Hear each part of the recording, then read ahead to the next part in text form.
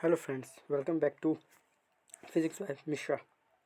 Okay, तो जैसे हम अभी पढ़ रहे थे कि जैसे हमारी पिछली सीरीज़ में अभी चला हुआ है कि हम इस पूरी सीरीज़ में न्यूटन लॉज ऑफ मोशन के बारे में डिस्कस करेंगे। तो हमारी दो वीडियोस आ चुकी हैं जिनके बारे में हमने फर्स्ट वीडियो हमने फर्स्ट लॉ पढ़ लिया एंड सेकेंड वीडियो हमने इनर्शिया के बारे में जाना था कि व्हाट इज़ इनर्शिया और उसके टाइप्स कितने होते हैं। ओके, सो इस वीडियो में हम linear momentum and second law के बारे में पढ़ेंगे कि क्या है। तो सबसे पहले लीनियर मोमेंटम समझ लेते हैं। जो मोमेंटम टर्म है, मोमेंटम सबको पता होगा कि इसी को डेफिनेशन बस हम इसको एक सिंपली लेके चलते हैं, P is equal to m v.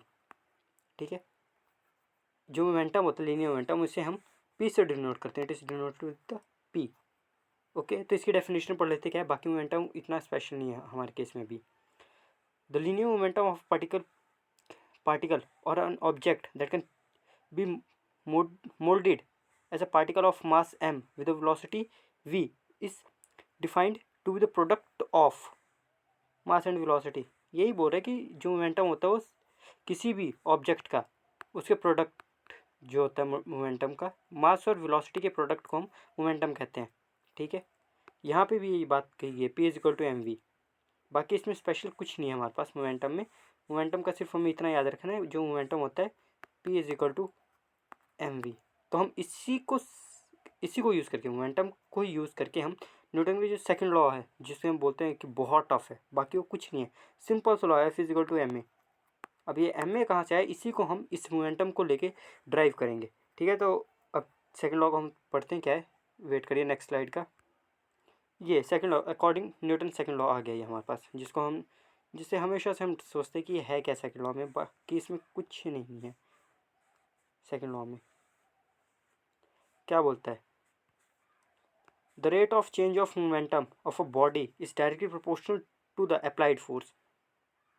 ठीक है, इस सबसे पहले इसी चीज़ को समझ लो कि rate of change of momentum, ठीक है, कि मोमेंटम जिस रेट से चेंज हो रहा है इस directly proportional to change in momentum. ठीक है, ये delta p is directly proportional to momentum, oh sorry force, applied force की उस पर कितनी फोर्स अप्लाई हो रही है।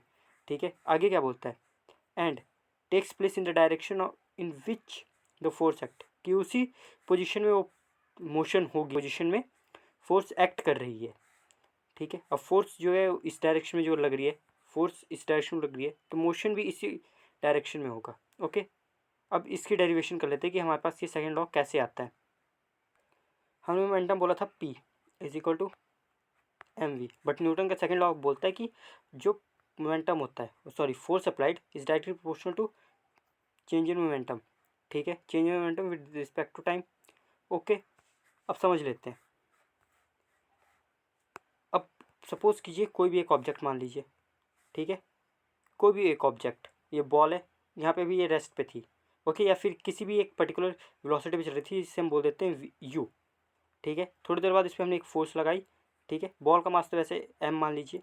ओके, देन हमने इस पर फोर्स अप्लाई की, आगे कोई मूव करी, इसका मास तो एम ही रहेगा, वेलोसिटी क्या हो जाएगी, ये यहाँ पे यू थी तो ये हो जाएगी वी। अब हमें फाइंड करना है कि इसमें हमने कितनी फोर्स लगाई, किस अमाउंट की हमने, कितनी न्यूटन की हमने यहाँ पे फोर्स लगाई। तो इसका पहले इनिशियल मोमेंटम क्या था, इनिशियल मोमेंटम। ठीक है, यानी कि मोमेंटम यू, तो हम क्या लेके चलते, P is equal to m u, और फाइनल मोमेंटम क्या आ जाता है हमारे पास, एम वी। अब हमें क्या निकालनी है, force is directly proportional to m v. अब क्या है, f is directly proportional to delta p.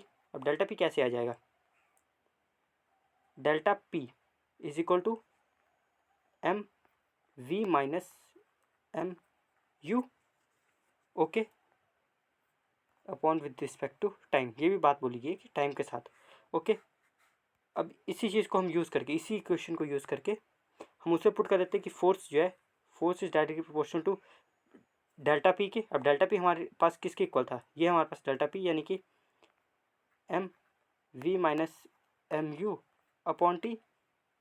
अब क्या हो गया, एम दोनों जगह कॉमन है, तो force is directly proportional to m v minus u upon t, और ये v minus u upon t, you know that v minus u upon t is equal to a की एक्सेलरेशन की equal होती है, हमने first chapter में पढ़ा था। सॉरी सेकंड चैप्टर में, उसमें हमने ये पढ़ा हुआ था। तो क्या आ जाता है हमारे पास, force is directly proportional to ma। अब हमें यहाँ पे प्रोपोर्शनलिटी का सिंबल हटाना है, तो हम क्या करते हैं, प्रोपोर्शनलिटी का सिंबल हटाने के लिए हम कोई कांस्टेंट यूज़ करेंगे। तो यहाँ पे हम जो कांस्टेंट यूज़ करेंगे वो होगा k, f is equal to k m a, and we know that k is equal to 1। तो हम इस पर k की वैल्यू पुट कर देते हैं, f is equal to 1 ma। तो क्या आ जाएगा, f is equal to ma। यहाँ से जो हमारा फॉर्मूला है वो ड्राइव हो जाता है न्यूटन सेकंड लॉ का, कि force is directly proportional to ma। बहुत ईजी है, कुछ नहीं है इसमें, सिंपल सी बात है।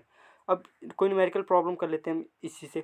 यहाँ पे जो मास होगा वो हमारा kg में होगा, kg में, एंड एक्सेलरेशन मीटर पर सेकेंड स्क्वायर। तो इसकी जो यूनिट होती है न्यूटन, और इससे हम बोल सकते हैं kg बाय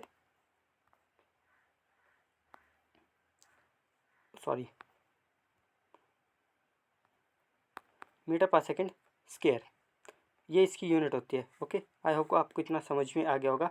नेक्स्ट वीडियो में हम बात करेंगे लॉ ऑफ कंजर्वेशन, तो इसके बाद क्या आ जाएगी, थर्ड लॉ, देन हम law of conservation of linear momentum. Okay, फिर हमारा ये चैप्टर खत्म हो जाएगा। लास्ट में हमारे पास एक टॉपिक बच जाएगा, रिकॉइलिंग ऑफ अ गन, और वो मैक्सिमम ने किया होगा। तो हम नेक्स्ट वीडियो में जल्दी ही मिलते हैं। तब तक आप बाकी वीडियोज़ को देख लीजिएगा, नहीं देखा है बाकी आप रिवाइज करते रहिए। Okay, thanks for watching this video.